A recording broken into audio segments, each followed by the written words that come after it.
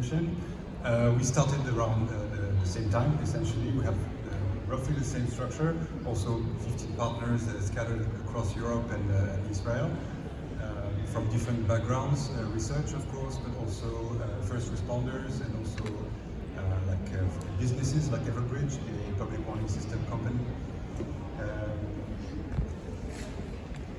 The topic of Engage, at the heart of it is really the interaction between I would say the formal actors and the population. So the formal actors are the authorities and emergency organizations. And what we really want to focus on are the solutions for basically improving this interaction between formal and informal actors in disaster management. So if I take an example, like the regular briefings to the population that are given to the population about the situation, something we saw, for example, during the COVID times, pretty much everywhere in the world. These are made basically in order to achieve a particular outcome, which is to increase risk awareness, to increase understanding of the risk, understanding of the measures, etc. This is what we call the target aspects. We target that particular element.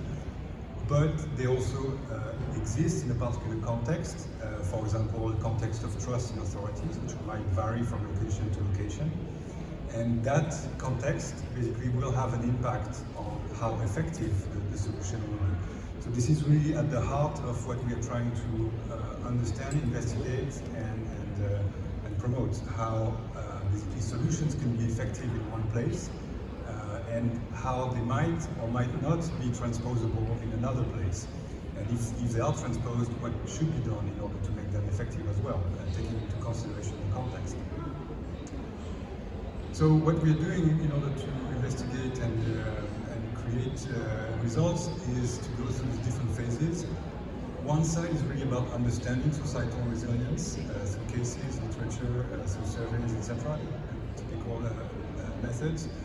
The other side is to identify solutions that exist already to improve interaction with the population, also through literature and surveys, etc. And basically merge those two pieces of knowledge into also a knowledge resource, a platform in which we share, for inspiration purposes, we share that with end users. And then we want to validate those results, both the general approach and specific solutions that we have identified. So we're interested in many different topics around that. I'll take the example today of the management of informal actors, because we all know from decades of research that when a disaster occurs, people will show up, people will do things. It's not just the formal actors who will participate. So I'll focus on this one today. The general perception when you ask the formal side, the authorities and the emergency responders, is that there are aspects of public participation that they see positively, especially regarding preparedness and recovery phases, etc. But the participation of the population during the response phase tends to be seen more negatively, especially because they see it as a major risk. People are not trained, do not have equipment, etc. And even as a source of chaos, something that basically creates a loss of control of the situation and risks creating a loss of control. So they see it sometimes as a hindrance to the effective management of the situation.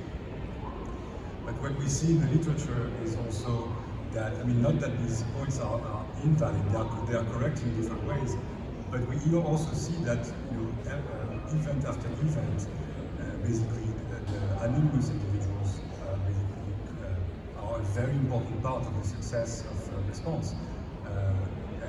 Our colleague Kobi Peleg in Israel studied that for earthquakes and showed basically that between 50 and 95% of survivors are accounted by anonymous people, not by the emergency actors, the formal emergency actors.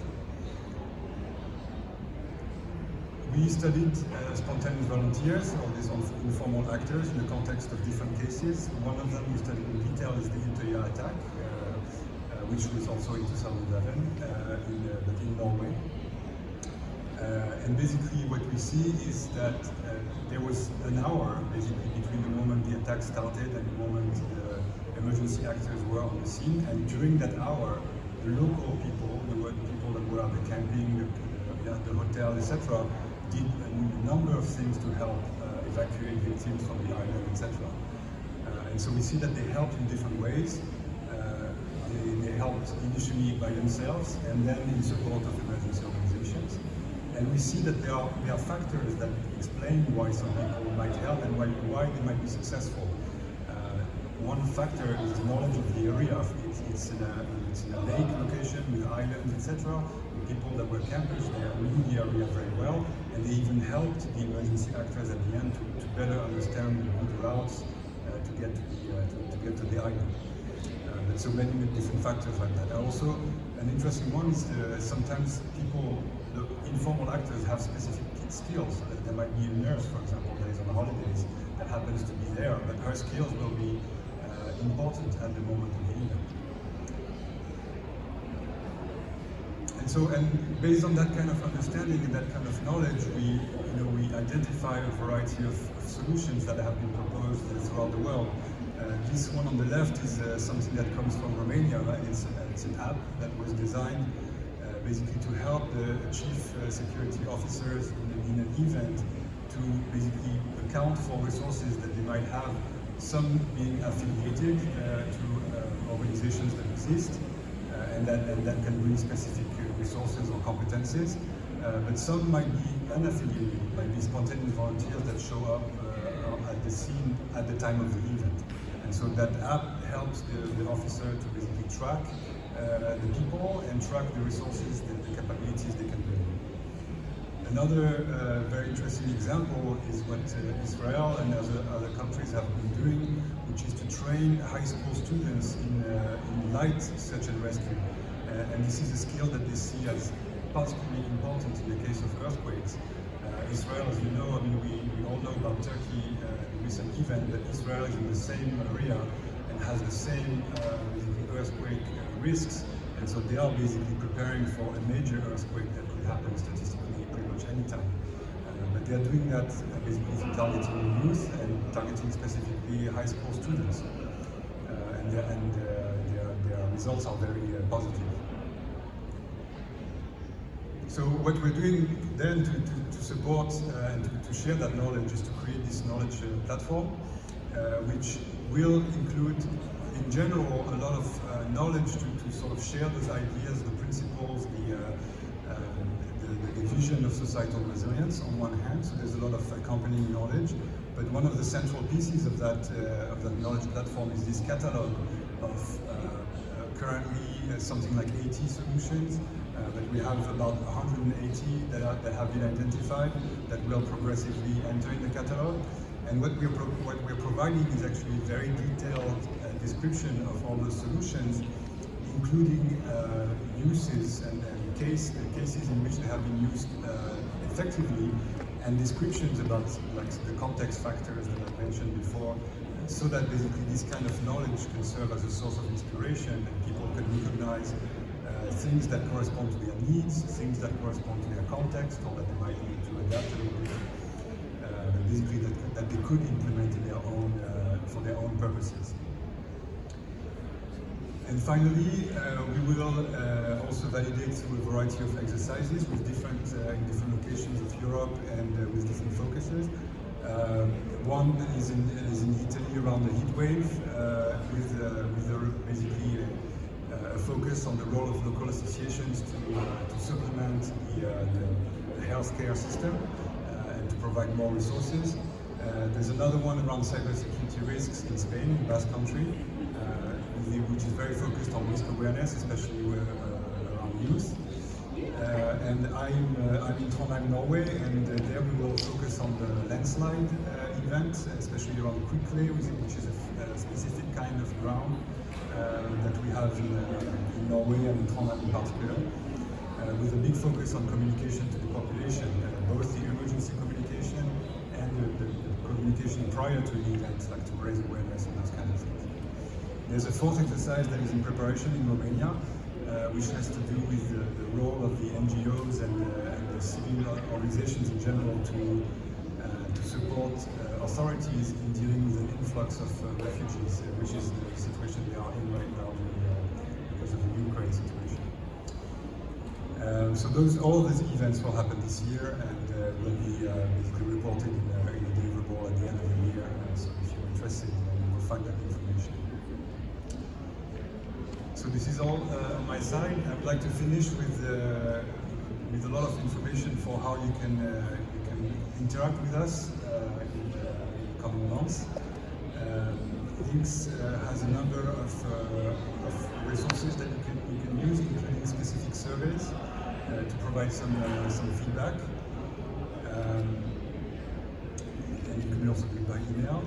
And on the side of Engage, relative to our catalog of solutions, we have different links that might allow you to help us prioritize, review some of the solutions, propose your ideas, inputs on these solutions, and also propose new solutions that you might know about and that we don't, and that could be important for us to include in the catalog.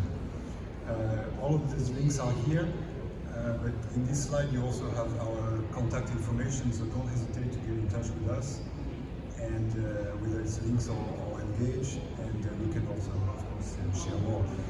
I'll finish with a mention on Engage side. We use this KICOP, which is a knowledge and innovation community of practitioners. It's a network that we're using, a network of experts that we are trying to grow constantly in the project, and of experts we would like to interact with. So if you are interested in Engage, and if you think that these are you have similar concerns, reach out to us and become part of that network. We have events online and sometimes physical events where we can invite people to participate. So we have some resources for that. So yes, this is all on our side. Thank you very much for your attention.